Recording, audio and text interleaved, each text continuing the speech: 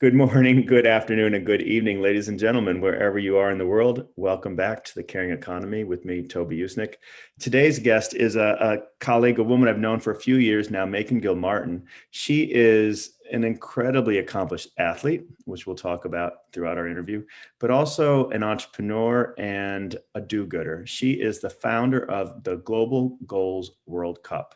And why don't we just start by welcoming you, Majken, and tell us a little bit about your career journey and how you got where you got. Hi, Toby. Good to see you here, and thank you for inviting me on today. God, it's such a long journey by now in one's life, right? We've lived for such a long time, so it's like, what was this whole road thing about? But Begin, yes. I think my relation with sports might be an interesting thing. I grew up playing, and I think what, like most children, when they grow up playing, they kind of own the world of sports, right? I mean, you're kind of the CEO of that one until you start getting into clubs and you lose it a little bit, and then of course, if you're a woman and a girl, you lose it completely probably when you're about 13 or 12 or something like that. And then I started getting, I kept on playing throughout my life, but I definitely got an interest in jumping into making films. And maybe it somehow feels like a detour making films. I made many films in my life. And then suddenly, our now Prime Minister, Mette Frederiksen in Denmark, she some years ago, she said, listen, I need some of you women to step up and help us create more active images of women in media. And then I started looking at my old sport and thinking, okay, what can I do for women's football, for soccer? And that's why I started doing Global Goals World Cups. I started doing these immensely just playful football tournaments for women at music festivals and in the streets. And it was never about being the fastest and the best. It was about being the most playful. And then when the UN came along and we were going to implement the global goals, we were kind of looking at ourselves and saying, okay, what does that mean for the world of sports? How do we step in, for the global goals? And that's how we created the Global Goals World Cup. Yeah, wow, you've just given us so much. The sport, you were, if I recall correctly, you were semi-professional or professional? No, I was good at when I was growing up, but I also knew again. So I jumped into being a very a movie owner when I was 21, and that whole world were more fascinating, I think, at the time. When you say movies, what kinds of movies were you doing? So in the beginning, yes, I got my feet into just being a kind of a manager of an art house, movie house in Copenhagen. And that was my kind of first steps, and ended up buying films for Danish national television and just being kind of a loud, young, playful film thing. And then I ended up producing films, and I've produced, so plus 15 films now in my life, and very different, some youth and some funny and some not funny, and some good, some bad. Mm-hmm. And then when your government asked you to try and help do more storytelling around women and girls' images in media, you, given your trade of film, you turned to soccer because you'd had a great experience there. And what was the first step? Did you actually do a film about soccer or a soccer player, or? Actually not. I mean, I think I had a love-hate relationship to the world of sports, because I have three brothers, and it was so obvious that the sports world was so manufactured towards boys and men and not to women. If you look at the United States, I just saw numbers that in high school, you're supposed to have equal opportunity when it comes to sports because of Title IX, right? But there's 1.3 million more programs for boys than for girls in that age, and it just goes like crazy. Yes. So yeah, definitely a kind of a conflicted thing. But I went out to a fashion magazine at the time, and I just said, listen, why don't we do an amateur tournament in the streets for women? So we tell women how playful and fun it is just to come together, but also that you don't have to be a good player or anything like this to come out and have fun and move. And then we made this whole thing about best outfits, because if a person goes on the field who's not good at playing football but come in full jersey things, then they feel obligated to be good, and of course they're not. But if they come up, dressed up like bees, then suddenly it is so much more playful than So we just rearranged the rules as we went on. We made our own kind of things, and that became my first thing. And then I also developed the football. That was a little more serious. There's so many injuries in women's football. So I looked at the football and just said the actually ball could have an impact here also, because it's heavy, right? I mean, it takes something to move something to the other, right? Mm-hmm. So for our listeners who aren't necessarily soccer or football players, so the men's football is much heavier and larger in size. And so you created one for your league. Is that a fair statement? Well, in the beginning, I was coaching my daughter's team, and they were, getting into that age where you would start playing with the adult size football, right? And you could just see the injuries come in, and I was like, and then when you started reading about it, you realized how many more injuries in women's soccer. Women's soccer is just below men's ice hockey when it comes to injuries. And so the ball definitely has, because it is heavier. But it was interesting to do that, because I both had people saying that's a really good idea, and I also had people say, isn't it sexist that we women should play with something that is smaller than the size men? And I was like, that's sexist to think that we should play with the same size as men. Play with the size ball that fits you. I don't wear size 46 in shoes, the same thing. I mean, I wear what fits my body, but that has been a fun development. Particularly when the goal is to get young women and girls involved in the sport and in the playing of it, right? As opposed to thinking about the specific clothes or the specific tools or equipment. So you created this, this is only on audio, but I know from the visual that we're doing right now, I can see your SDG soccer ball behind you there. You've taken your experience in soccer and business, and you've created a tournament, the Global Goals World Cup. Tell our listeners who aren't necessarily familiar with the UN or the global goals, what the global goals are, and then we can describe the football perhaps. Perfect. Yeah. So, I mean, in 2015, every 15 years, the UN, they come up with a new set of agendas or a to-do list for the world. And in 2015, they created the global goals, and the global goals were really the first time where they've really gotten people from all over the world to participate and figure out what should the goals for the next 15 years be for all countries, in a sense. And at the time, they succeeded in getting 193 countries to sign on to it, and it is a major to-do list for so many people now in the world. And we were looking at it from the perspective of sports, and we tried to see if we could convince them to take physical education under quality education, which is goal 4, because if we succeeded in that, that would mean that 62 million girls around the world had to have access to sports through schools. We have 17 sustainable development goals, or SDGs, right? One of which is empowering young girls and women, right? Yeah. And then there are others like life underwater, or eradicating poverty, or good governance, these types of things. So exactly. you were taking on a couple of the SDGs. Yeah, so I was talking about goal 4, which is quality education. And but we came into the conversation too late, or if it was too controversial, but it ended us in the middle of a great conversation with the UN about the role of sports for the global goals. And so they wrote in Mandela's famous quote of saying that, sport can help change the world. And then we ended up, putting all the icons on the football, all there's 17 of them: zero hunger, no poverty, gender equality, and just to kind of symbolize that sport can play a role. And then, of course, for the last 5 years, a lot of us kind of sports organizations, Sport for Development, have pushed really hard for people to understand that we are actually, capable of helping achieving the global goals. Again, ladies and gentlemen, today on the Caring Economy, we have Majken Gilmartin. She is the founder of Global Goals World Cup and an entrepreneur, a filmmaker, and much more.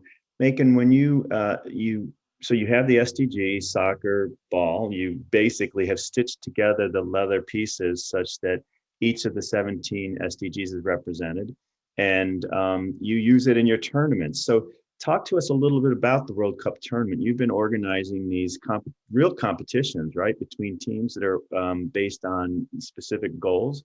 And they, in a pre-COVID era, they were physically meeting at various locations, like during the, in New York, during the UN General Assembly week, right? And you'd have your competitions. And then you've done the competitions around the world. Tell us a little bit about how these tourneys play out.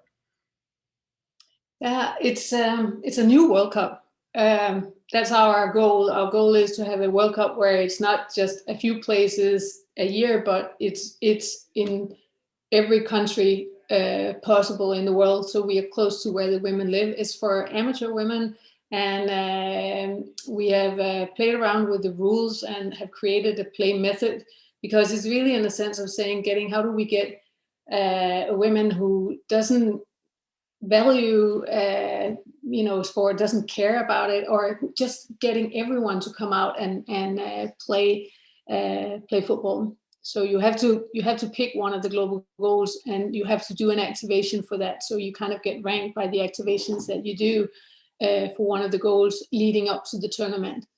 And then we use 4 points, so you get 1 point for creative style, and that's not just because it's playful, but it's also because when people come together and do something that they are not used to doing, like creating a costumes, and for some not, and for some playing football, it doesn't matter what it is you come together and do that you didn't know, you create trust between people, you create a lot of fun.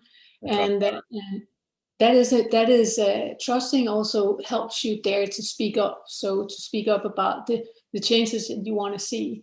And then they get, so 1 point for creative style, 1 point for the actually football, 1 point for speaking up and engaging the crowd, and 1 point for the activation that you have done. And those 4 points just make it really, really playful, the way that you see teams come in. I mean, the winners in New York in the finals in 19 was a team from the Czech Postal Service.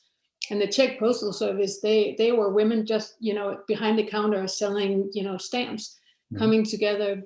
But they have 30,000, pretty much all women working in the Czech postal systems.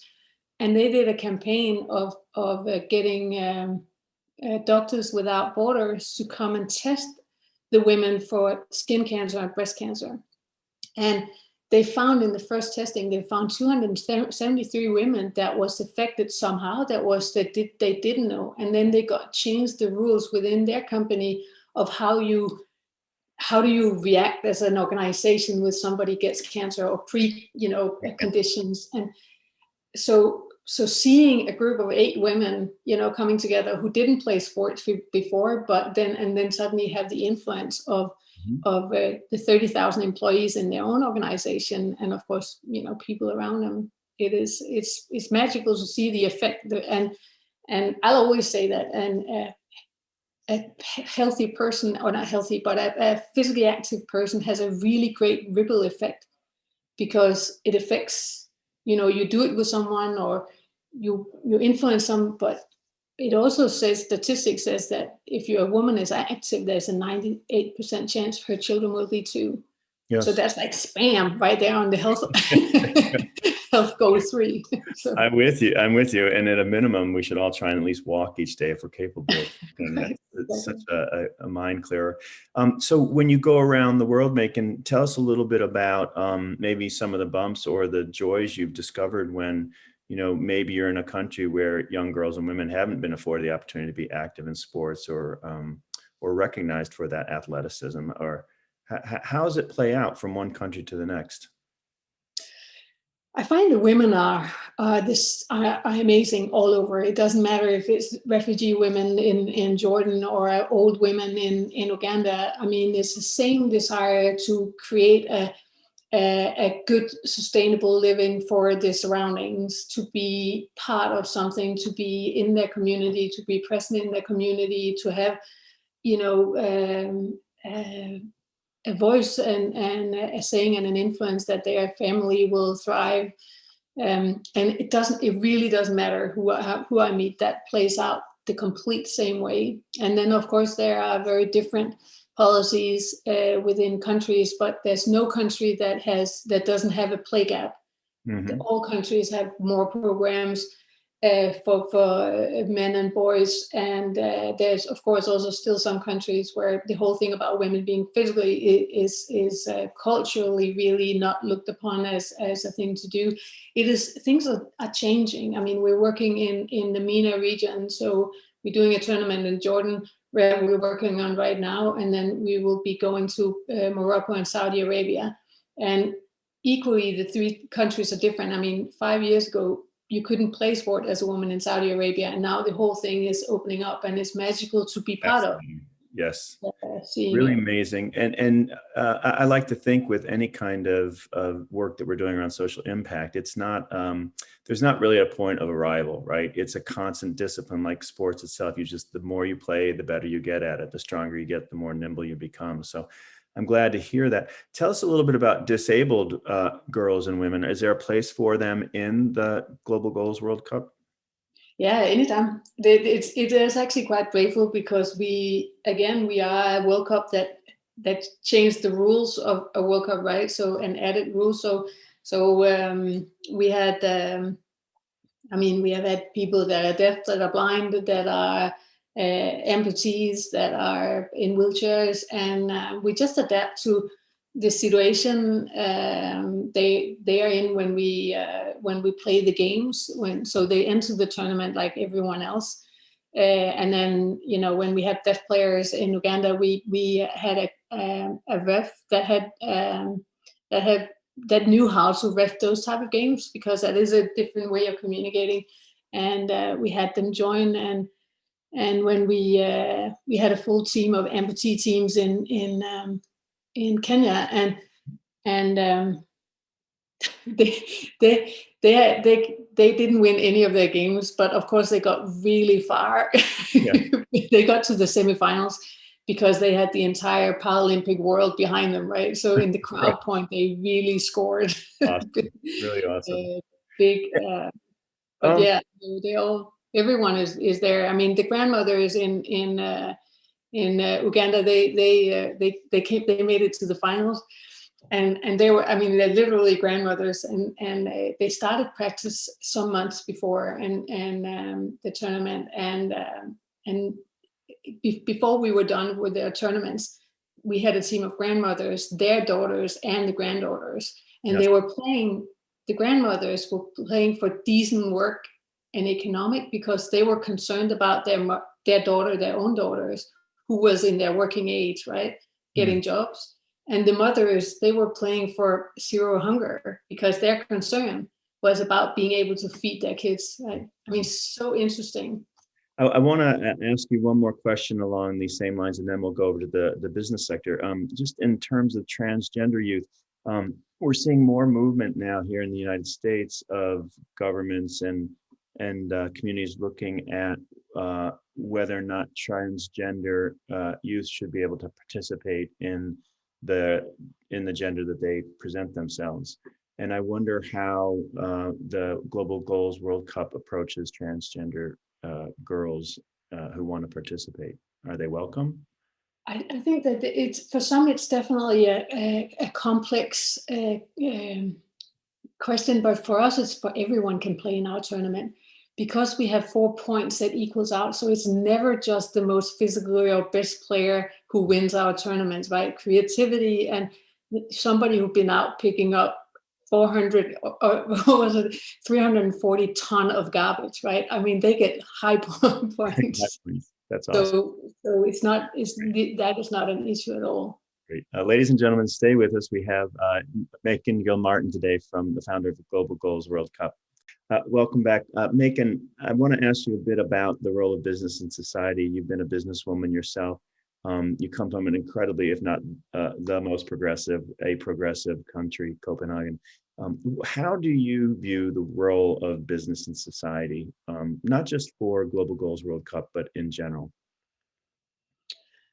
Well, I mean, it's complex because power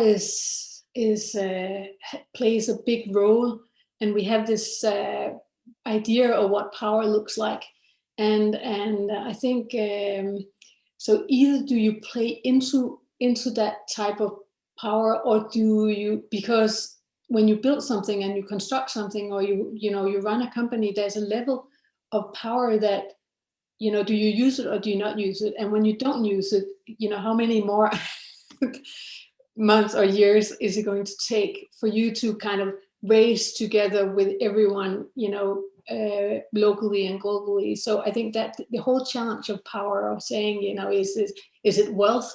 Is it is it a country like, I come from Denmark? Is it a country wealth? Is it a gender wealth? Where is or power? Mm-hmm. So that I struggle with. How do I not become that thing, because I sincerely don't believe in that. And then of course also you look at the financial situations, and we have kind of made it our voice, maybe, that we never think about finances first, and it's painful sometimes. Mm-hmm. But so there's a lot of other things that comes before, especially women, that comes before us, before we start thinking about money, and we already doomed in the world of women's sport, because we don't get media attention, we don't really get any finances. Not the same parity in yes, although the U.S. Team's done a pretty good job of raising awareness around pay inequities here.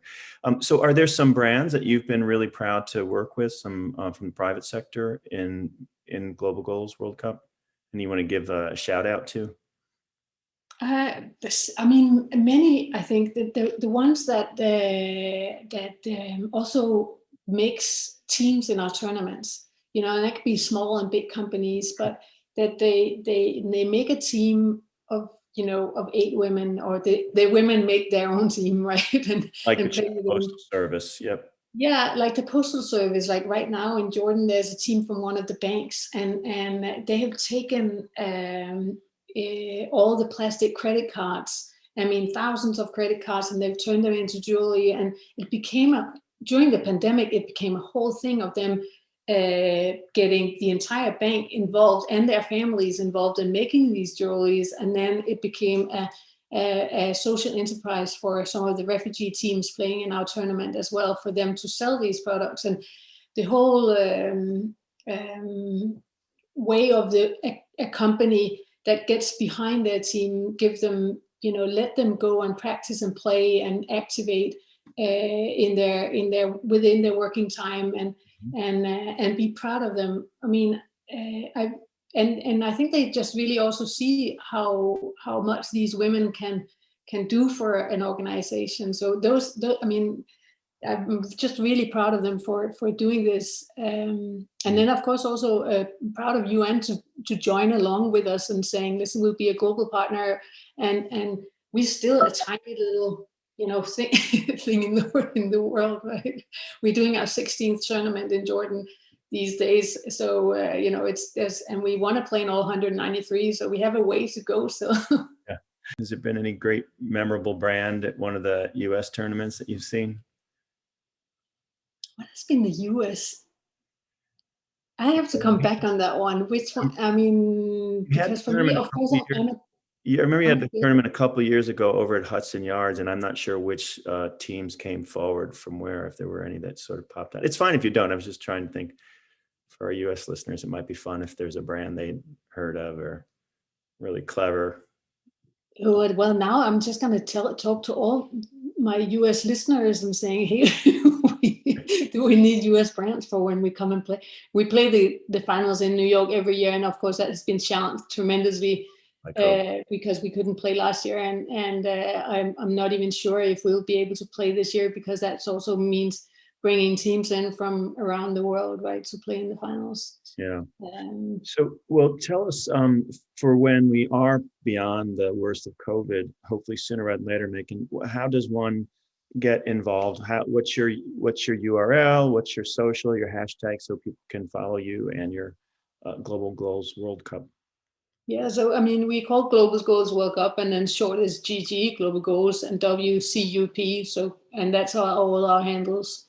Okay. Is that one. And listen, I mean, if you need a moment to really feel touched, then go in and watch the films on our website, because there's so many amazing stories from India, from Greece, from Madrid, from MENA region, from Africa, about just women coming out there to play and to do actions for the global goals. I mean, and they are rock stars in my world. I mean, they, for me, are the new, role models in the world of sports.